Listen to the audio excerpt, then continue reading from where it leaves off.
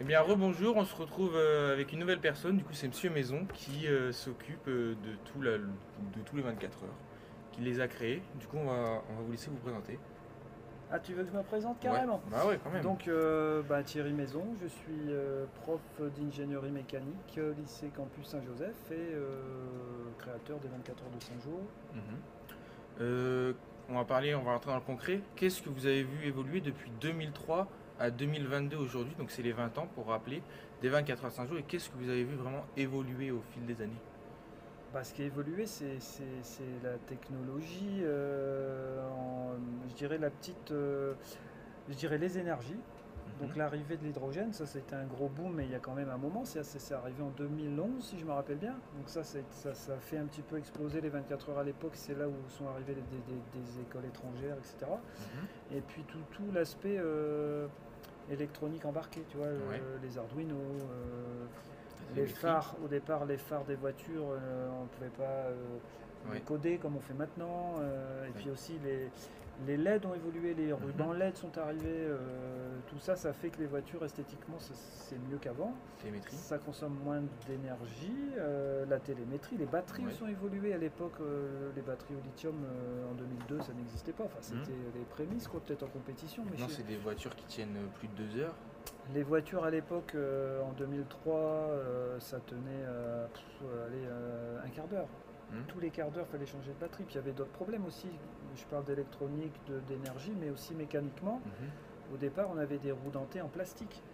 Donc ça s'usait très vite. Les élèves euh, rechargeaient les roues dentées avec du scotch américain pour refaire des Ouais. empreintes dedans dans du scotch américain pour pouvoir rerouler un quart d'heure. Voilà, ça c'est quand même.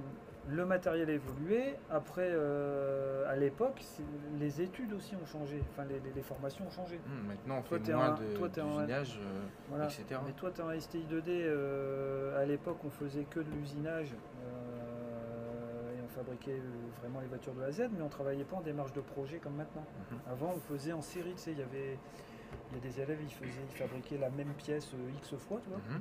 Après, X fois, et puis on faisait que de l'usinage comme ça. Puis après, on montait comme ça, mais il n'y avait pas vraiment de projet avec un cahier des charges comme on fait maintenant. Donc c'est complètement différent. Tout ça, ça a changé. À l'époque, je dirais. Bah, après, il y a eu quelques époques. Et puis c'est les élèves aussi qui ont fait évoluer le sujet. Mhm. Surtout la génération Maxime Pinguet et compagnie, cette génération-là, 2006-7, là, ça a explosé parce que les élèves sont devenus moteurs, c'est eux qui avaient des idées. Il y avait encore un internat à l'école, donc ils restaient le soir bricoler à l'atelier, et Ouais, puis après moi j'allais les reconduire vers 8-9 heures du soir avec l'accord de l'internat, hein, ouais. et puis des fois pas l'accord même.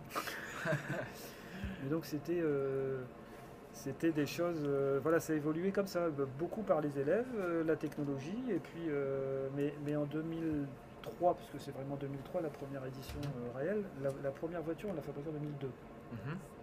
Mais on a fait juste une voiture qui Ouais. roulait, quoi, c'est tout. Mais la première course c'était en 2003 avec 3 ou 4 voitures. Et donc, d'ailleurs, tu pourras voir ça quand on fera l'expo Ouais, au jour il y des aura une 24 heures, tu expo pourras. avec de 2003 à 2022, donc de 2003 à nos jours, avec tous les panneaux récapitulatifs avec des QR codes, etc. Voilà. animés, et on pourra voir des vidéos, des photos, des explications, les vainqueurs de chaque année depuis 2003. Et puis pas que, ça va déborder aussi sur tous les petits projets qui se sont faits à côté. Comme On a moto. travaillé sur la moto, on a travaillé sur des bateaux, on a travaillé sur des avions, on a travaillé.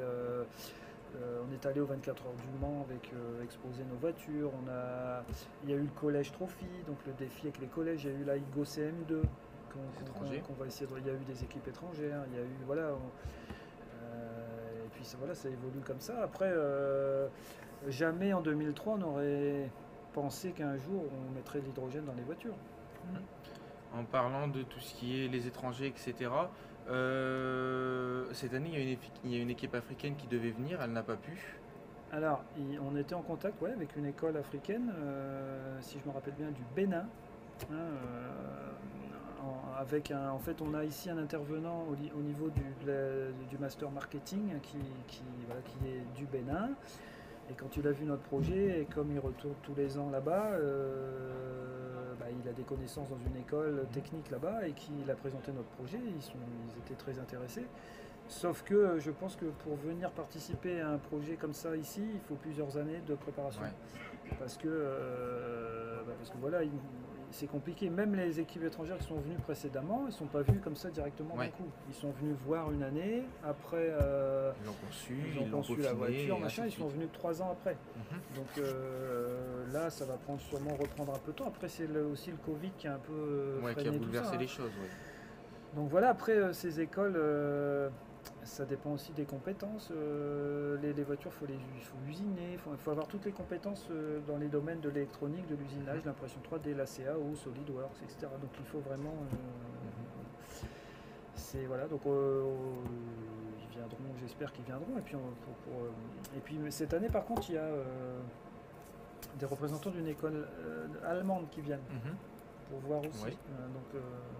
Voilà, on espère que dans les années à venir, il y aura à nouveau une école étrangère. En tout cas, on est ouvert à ça. Ouais. Vous faites partie de la Team TM, une équipe d'anciens élèves.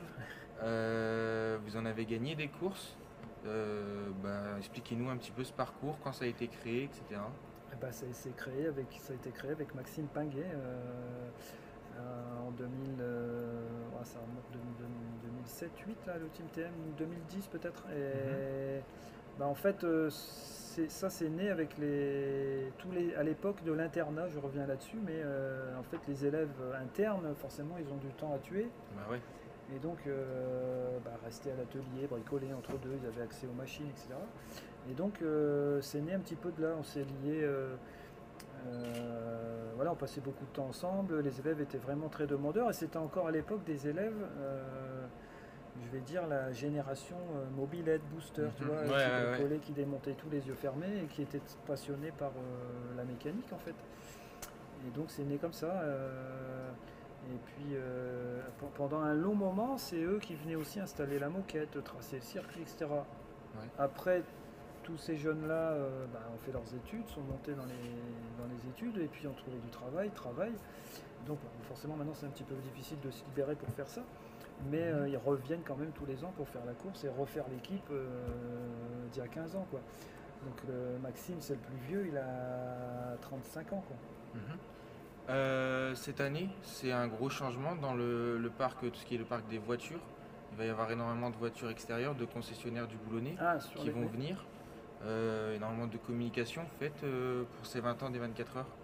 Parlez-nous un petit peu de ce qui va être fait. Donc, comme on a parlé tout à l'heure, donc un récapitulatif, Oui. l'industrie 4.0, etc. Alors il y aura, alors déjà c'est 20 ans, c'est l'édition des 20 ans. Il y aura, j'ai dit tout à l'heure, le petit parcours rétrospectif avec l'exposition 20 ans de 24 heures. Ça s'appelle même 20 ans d'événements pédagogiques, si je me rappelle bien, où les gens pourront se promener dans un petit circuit avec des panneaux et aller flasher des codes, avoir des vidéos qui apparaissent, etc. Pour revenir jusque 20 ans en arrière. Et donc ça c'est une chose. Ensuite il y aura une expo Alors tous les ans il y a des petites choses autour des 24 heures. Cette expo de voitures électriques on l'a fait depuis quelques années, mais là cette année elle sera plus importante puisqu'il y aura quasiment le double de voitures par rapport à d'habitude. Donc déjà on va remercier tous les constructeurs boulonnais qui ont accepté de venir présenter leur dernière génération de véhicules électriques. Je ne vais pas les citer parce que je vais en oublier. Et c'est pas moi qui ai forcément géré. Donc, mais il y aura entre 12 et 15 véhicules électriques qui sont exposés. Et puis il y aura également la Massif et son circuit de trottinette électrique. Ainsi que l'industrie 4.0, et aussi donc les un BTS stand, CRSA. tout à fait, un stand Industrie 4.0 où on va montrer un petit peu, faire des démos avec notre robot qu'on vient d'acheter cette année, et puis un petit peu de machines automatisées, et montrer un petit peu un exemple de chargement, déchargement de machines grâce à un robot, un bras robot. Voilà, tout ce qui nous attend. Donc on vous remercie pour cette interview, et on vous dit à la prochaine pour de nouvelles interviews.